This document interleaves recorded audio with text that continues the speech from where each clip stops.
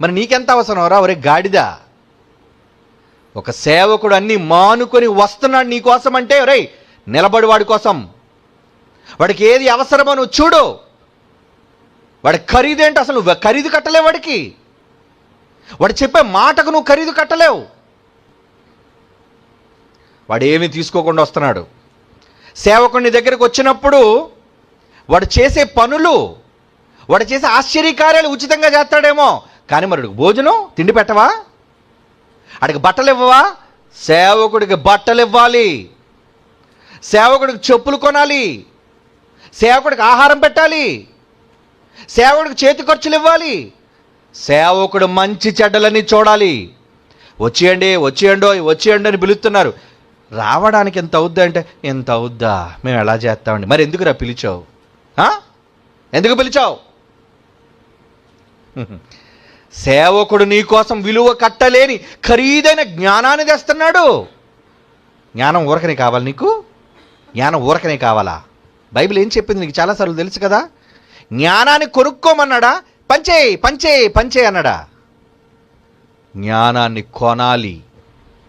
చూడండి, ఇప్పుడు ఆ మాట ఒకసారి చూడండి. సామెతల గ్రంథం ఇక్కడికి వద్దాం, మరలా ఒకసారి ఆ మాట చూసి ఇక్కడికి వద్దాం. సామెతల గ్రంథం 4వ అధ్యాయం 7వ వచనం. సామెతల గ్రంథం 4వ అధ్యాయం 7వ వచనం. నీ సంపాదన దేనికోసం నువ్వు కష్టపడుతున్నావు?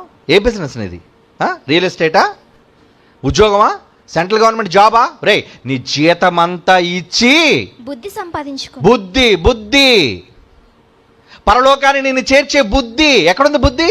ఇందులో బైబిల్లో ఉంది బుద్ధి. నీ సంపాదన అంతా ఇచ్చి బుద్ధి సంపాదించుకొనుము. సంపాదన అంతా ఇచ్చేయమంటున్నాడు జ్ఞానం కోసం. మరి ఈ బుద్ధిని నీకు నేర్పించాడు ఎవడు? బుద్ధి లేని అడ్డగాడిది కాదు వస్తున్నది. దేవునికి ఇష్టడైన ప్రాణప్రియుడు, దేవుడికి ఇష్టడైన సేవకుడు, దేవుడు పంపిన పనివాడు. ఆ పనివాడికి ఏం చేస్తున్నావు నువ్వు? ఏం చెయ్యాలి?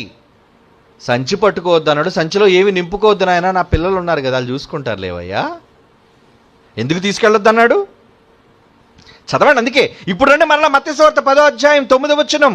మీ సంచులలో బంగారము, వెండి, రాగి, ప్రయాణము కొరకు జాలి, 2 అంగీలు, చెప్పులు నేను, చేతికర్ర నేను సిద్ధపరచుకొనకుడి. పనివాడు తన ఆహారమునకు పాత్రుడు కాడా? యేసు ప్రభు అంటున్న మాట.